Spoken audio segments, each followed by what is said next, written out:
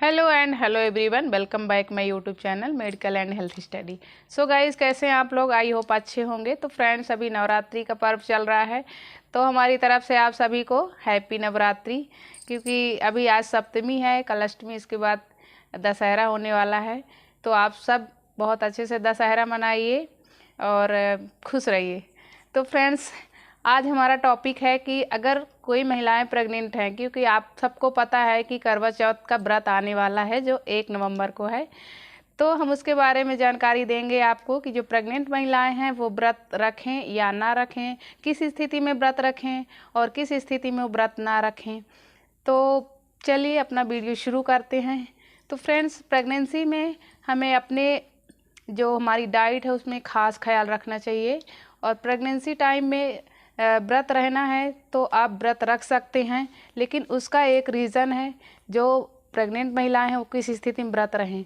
तो फर्स्टली हम आपको ये बताएंगे कि जो प्रेग्नेंट महिलाएं हैं, अगर उन्हें शुगर की बीमारी है, जैसे जिसको शक्कर की बीमारी कहते हैं आम भाषा में, और ब्लड प्रेशर है जिसे बीपी बोलते हैं, आप सबको पता ही होगा, इसकी बीमारी है। अगर बच्चा है पेट में, अगर उस पेट में फ्लूइड कम है, जिसे एमनियोटिक फ्लूइड कहते हैं, यह बोलते हैं कि पेट में पानी कम है, जहाँ बच्चा है, जिसमें बच्चा तैरता है, वो कम है। अगर बच्चे में बराबर ब्लड नहीं पहुंच पा रहा, उस स्थिति में, अगर बच्चे में विकास कम हो रहा है, अगर बच्चा आपका हलचल कम कर रहा है, या बच्चे में हलचल बहुत ज़्यादा हो रही है, उस टाइम पे आपको व्रत बिल्कुल नहीं रखना है। तो फ्रेंड्स, किस स्थिति में आप व्रत रख सकते हैं, तो चलिए हम जानते हैं। तो व्रत रखने के लिए आप जो सुबह की सरगी लेते हैं, यानी सूर्योदय से पहले आप जो सरगी खाते हैं, वो सरगी में आप डाइट में क्या उपयोग कर सकते हैं। तो डाइट में आप तली भुनी चीज़ें बिल्कुल मत खाइए, जो तेल से तली हुई हों, और ऐसी चीज़ें लीजिए जो मतलब हाईली कार्बोहाइड्रेट जिसमें ना हो। क्योंकि अगर कार्बोहाइड्रेट उसमें ज़्यादा होता है तो उस टाइम पे क्या है कि वो डाइट जल्दी से डाइजेस्ट हो जाता है और हमें भूख और प्यास बहुत ज़्यादा लगती है। तो इसलिए हमें ऐसा भोजन लेना चाहिए जिसमें कार्बोहाइड्रेट कम हो। क्योंकि कार्बोहाइड्रेट अगर कम रहेगा तो वो धीरे धीरे पचेगा, जल्दी से पचेगा नहीं, इसलिए हमें भूख कम लगेगी, उस स्थिति में हमें प्यास कम लगेगी। तो अगर आप व्रत रख रहे हैं, फर्स्ट तिमाही में आप व्रत रखिए, बीच के में भी आप रख सकते हैं, लेकिन जो आपका लास्ट का 3 महीना है उस टाइम पे आप व्रत बिल्कुल मत रखिए। अगर आपके जो हस्बैंड है वो सपोर्ट करने के लिए आपको व्रत रख सकते हैं आपके साथ, ताकि उन्हें भी थोड़ा सा अच्छा लगे कि वो भी हमारे लिए व्रत हैं, हिम्मत देने के लिए आपको। तो आप डाइट में क्या लें, तो डाइट में जैसा कि हमने बताया कि जिसमें कार्बोहाइड्रेट कम मात्रा में है वो चीज़ें लीजिए। जैसे कि आप ड्राई फ्रूट्स ले सकते हैं, फ्रूट्स ले सकते हैं, रोटी ले सकते हैं, और शक्कर वाली चीज़ें आप मत लीजिए। क्या बोलते हैं, मिठाइयाँ मत लीजिए सरगी में आप, क्योंकि मिठाई भी उसमें शुगर ज़्यादा होता है, वो जल्दी से पच जाता है, तो आपको भूख और प्यास ज़्यादा लगती है।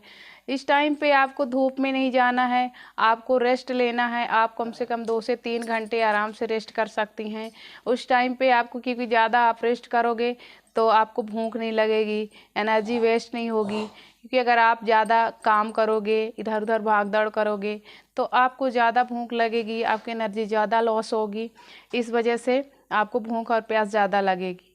तो जैसा कि हमने आपको बताया कि डाइट में आपको क्या लेना चाहिए, क्या नहीं लेना चाहिए, तो ये हो गया हमारा। अब नेक्स्ट देखते हैं कि जो हमारा 3rd तिमाही है, जिसमें आपको व्रत नहीं रखना है। क्योंकि उस टाइम पे आपको, ऐसी स्थिति में आपको व्रत नहीं रखना है कि बच्चे का हलचल कम हो। उस टाइम पे अगर आप व्रत हैं, आपको ऐसा लगे कि हमारी हलचल हमारे बच्चे की कम आ रही है, या फिर बहुत ज़्यादा हलचल हो रही है। और हाँ दोस्तों, एक बात मैं आपको बताना भूल गई, क्योंकि आप व्रत रखने से पहले डॉक्टर से सलाह ज़रूर लीजिए। बिना डॉक्टर के सलाह के आप व्रत मत रखिए, क्योंकि आपको और आपके बेबी को प्रॉब्लम हो सकती है। तो हमने ये बताया आपको। और लास्ट में मैंने बताया कि जो लास्ट तिमाही है, उसमें अगर आप व्रत हैं, अगर आपके बच्चे की हलचल कम आ रही है, ज़्यादा आ रही है, तो आप बीच में भी व्रत खोल सकती हैं। अगर आपको बहुत ज़्यादा प्यास लग रही है तो आप पानी भी पी सकती हैं। और जैसे आप चंद्रमा का वेट मत करिए कि उस स्थिति में कभी आपको ऐसा लगे कि हमें चक्कर आ रहा है, हमारी हिम्मत नहीं है कि अब हम व्रत रख सकें, तो उस टाइम पे आप व्रत खोल सकते हैं। ज़रूरी नहीं है कि आप बस चाँद देखकर ही व्रत खोलें। तो इस स्थिति में आप व्रत खोल सकते हैं पूजा करने के बाद। और चाँद देखना ज़रूरी नहीं, क्योंकि आपका सेहत सबसे ज़्यादा ज़रूरी है। अगर आपका सेहत अच्छा है तो आप व्रत भी रख सकते हो। और यहाँ से हमारा वीडियो कंप्लीट होता है। आई होप हमने जो भी जानकारी दी, जो प्रेग्नेंट वुमेन्स हैं, जो फर्स्टली मम्मा बन रही हैं, उनके लिए तो बहुत ही ज़्यादा ज़रूरी है। तो आप सब आई होप जैसा हमने बताया है वैसा ही करेंगे। और हाँ, आप व्रत खोलने से पहले आप नारियल पानी पीजिए। अगर आपको शुगर की बीमारी है और कुछ भी दिक्कत है तो आप उस टाइम पे चाय या कॉफ़ी व्रत खोलते टाइम मत लीजिए। उसके पहले आप नारियल पानी लीजिए, कोई जूस लीजिए और हेल्दी डाइट लीजिए, इसके साथ आप व्रत खोलिए। तो thank you guys, bye bye. जो भी आपका क्वेश्चन हो इससे रिलेटेड या हेल्थ रिलेटेड, आप हमारे वीडियो के नीचे कमेंट बॉक्स में क्वेश्चन कर सकते हैं, उसका हम जवाब देंगे आपको। और आपको नया वीडियो किस टॉपिक पे चाहिए आप हमें कमेंट्स करके ज़रूर बताएं फ्रेंड्स। हमारे वीडियो को लाइक एंड शेयर ज़रूर करें। और हमारी आशाएं हैं कि आपका जो करवा चौथ है बहुत अच्छे से पूरा होगा, और जो दशहरे का पर्व चल रहा है वो भी बहुत अच्छे से होगा। तो थैंक यू हमारी तरफ से एक बार फिर से आपको सभी को हैप्पी दशहरा और बाय बाय।